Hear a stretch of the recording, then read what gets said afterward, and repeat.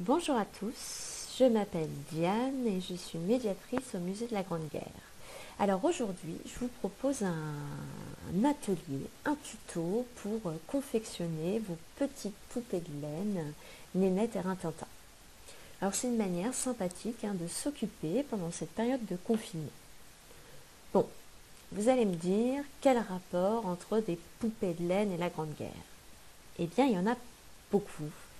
Puisque, figurez-vous, rien que le nom Nénette et Rintintin, en fait, c'était le nom qui avait été donné à des petites poupées à tête de porcelaine qui avaient été dessinées par Poulbeau et qui avaient été mis en vente avant la Première Guerre mondiale. Pendant la guerre, on va créer des petites poupées, non pas en porcelaine, mais en laine, à moindre frais, et on va surtout leur donner un autre sens, puisqu'elles vont devenir des porte-bonheur. Donc aujourd'hui, je vous propose de créer vos propres porte-bonheur. Alors, en 14-18, c'était des porte-bonheur qu'on pouvait donner aux civils ou aux soldats. Mais le but, évidemment, c'était de se protéger contre les bombes, contre la guerre, contre la mort. Aujourd'hui, l'objectif, ça va être de créer vos petites poupées porte-bonheur, de les offrir aux gens que vous aimez, ou tout simplement, ça va être peut-être une manière aussi d'incarner le lien ou l'attachement qui peut vous unir aux personnes que vous aimez malgré l'absence ou malgré l'éloignement. Alors, on va procéder par étapes. Déjà, je voulais revenir sur le nom de ces petites poupées. Celle que j'ai dans les mains, contrairement aux idées reçues, ce n'est pas Nénette, mais c'est Rintintin. Nénette, c'est la petite poupée avec un pantalon. Alors, il faut savoir que Poulbeau a donné le nom, les petits noms qu'il se donnait avec sa femme aux petites poupées de porcelaine et que c'est resté pour les petites poupées de laine. Il avait, à l'époque, inversé les genres. Pour la création de ces poupées, il va vous falloir 2 pelotes de laine, de 2 couleurs différentes pour que votre poupée ait 2 couleurs. Déterminer celle qui sera utilisée pour le corps et celle qui sera utilisée pour les bras. Il va vous falloir également un ciseau et un support rigide de forme rectangulaire. Alors l'important, c'est qu'il y ait un côté qui soit plus grand que l'autre. Alors ça peut être une boîte de CD, ça peut être également, comme vous le voyez, un carton de rouleau de papier toilette. Donc je vais prendre la boîte de CD. On va prendre cette boîte de CD dans le sens de sa hauteur, de sa longueur. On prend notre couleur principale et là, on va faire la première étape, le corps de notre petit personnage. On va faire 30 tours. Alors attention de ne pas trop serrer la laine au support parce que vous allez avoir des difficultés à retirer après sinon ces morceaux de laine du support qu'elle entoure. Donc c'est parti pour 30 tours.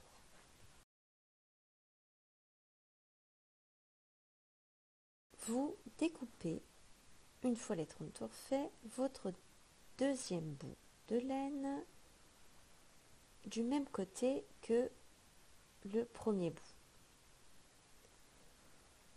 Une fois que vous avez fait ça, vous prenez votre deuxième pelote de laine et vous allez couper un petit morceau. Ça va nous servir en fait à faire l'attache au niveau de la tête de votre petite poupée.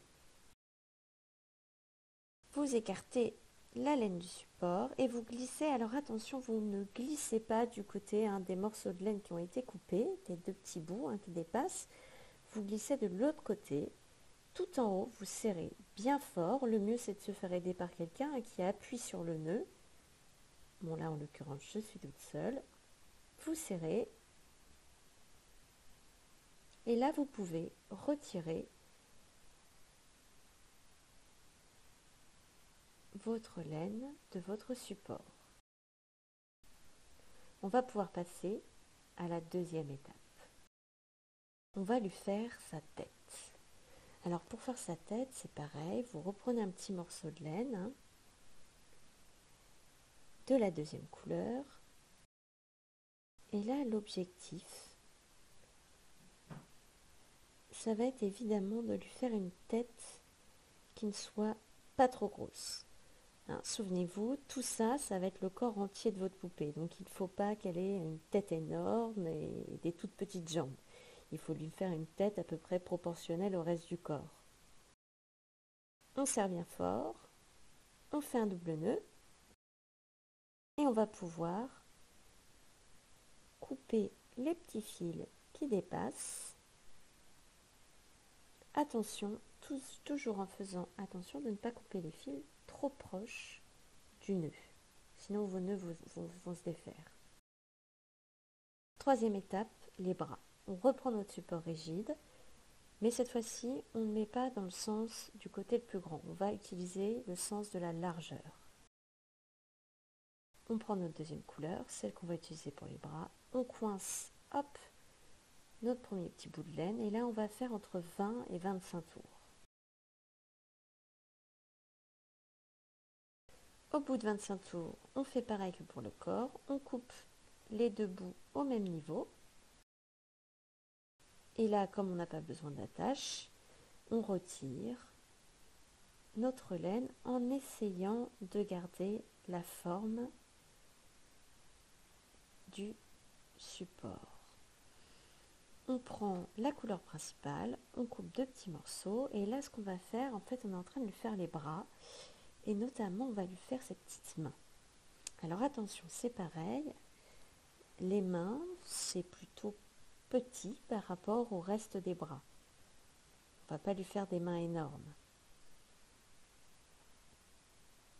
Vous allez voir qu'à la fin de cette étape, vos bras vont ressembler à une espèce de bonbon.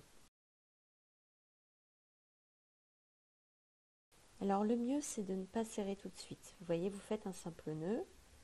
Une fois que vous êtes OK sur la taille de vos mains,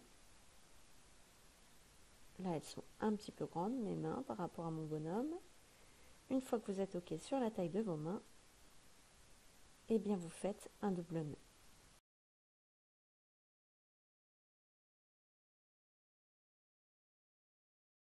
On serre bien fort.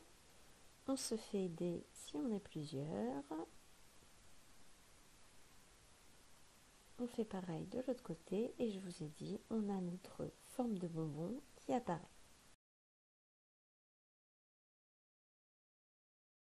Je reprends mon petit bonhomme. Alors là c'est pareil, je coupe, mais toujours en respectant les 1 cm, pas au ras du nœud.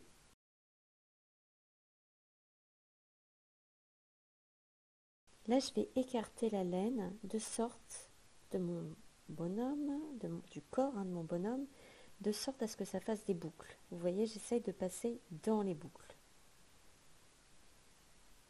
L'objectif, c'est de passer dans le maximum de boucles et d'essayer d'avoir à peu près au milieu. Je glisse mes bras à l'intérieur, je les remonte.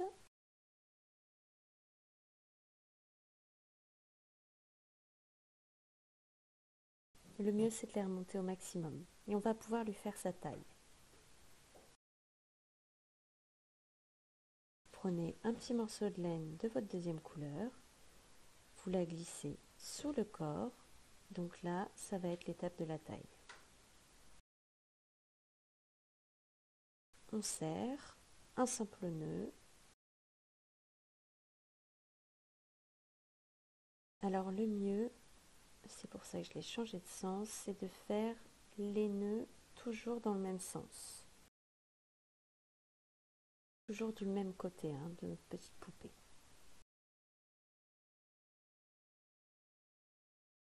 On lui remonte bien les bras, bien la taille.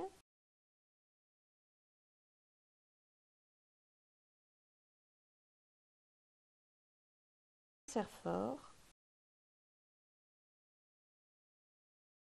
Le double nœud, une fois qu'on est satisfait.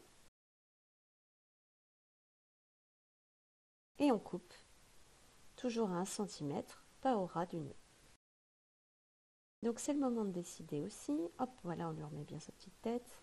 C'est le moment de décider si vous voulez une nénette ou un rintintin. Donc là, on a un rintintin, donc avec une robe. On va lui égaliser la laine, de sorte à ce qu'elle ait une jolie robe. Alors on supprime bien toutes les boucles. On fait comme chez le coiffeur, hop, on s'arme du ciseau et on égalise.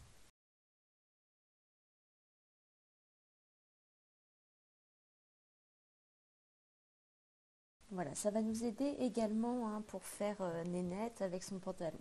Donc pour faire Nénette, on lui écarte la laine. En fait, on va faire ses jambes. Alors vous voyez, il reste des boucles. Ça,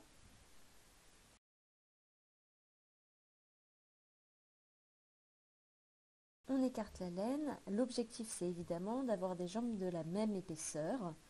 Donc on essaye vraiment de faire attention à la taille, qu'il n'y ait pas une toute petite jambe d'un côté et une grosse jambe de l'autre.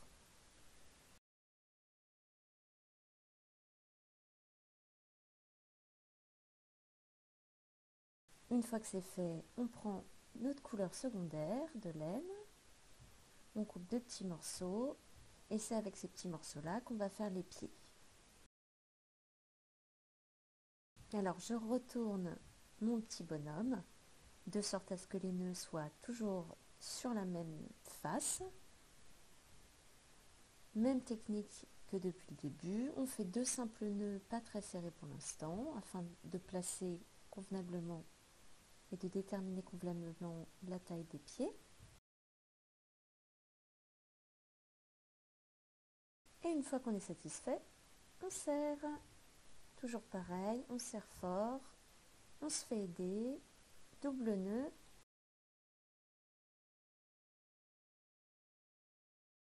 Pareil avec l'autre jambe. On va couper les petits fils qui dépassent.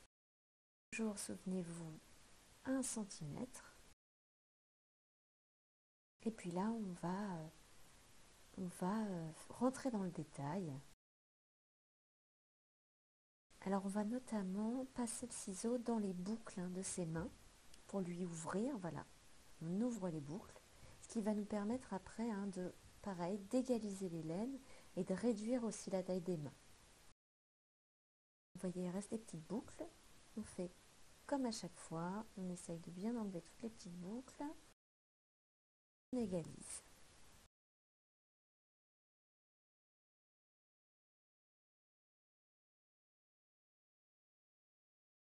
Pareil pour ces petits pieds. On jette à la poubelle. On va faire le petit nœud. Alors c'est le moment de décider si vous voulez l'accrocher à votre sac, si vous voulez voilà, faire un petit nœud comme ça qui vous permette de l'accrocher, je ne sais pas, à votre sapin, à une poignée de porte, n'importe, comme vous le décidez, à une petite épingle. Et puis pour finir, mon dernier conseil, ce sera évidemment si vous avez des animaux de compagnie, évitez, et particulièrement les chats, évitez de faire ça à côté d'eux. Ça finit toujours par mal se terminer pour les pelotes de laine. Voilà, sur ce, l'atelier se termine ici. Je vous souhaite une belle journée, de prendre soin de vous et à bientôt au Musée de la Grande Guerre.